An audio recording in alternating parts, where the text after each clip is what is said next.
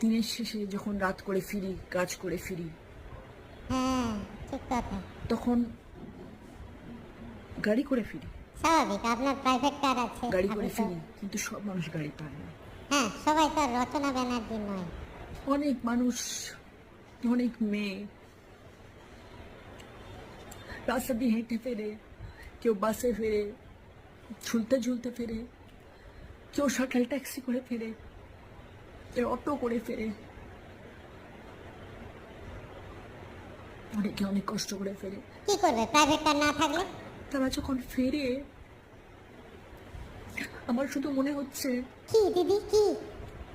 ঠিক আছে, তাদের হয়তো এখন মনে হচ্ছে যে আমি বাড়িতে ঠিক করে পৌঁছবো তো, আমি বাড়িতে ঠিক করে পৌঁছতে পারবো তো। কেন হবে বলুন তো? কেন?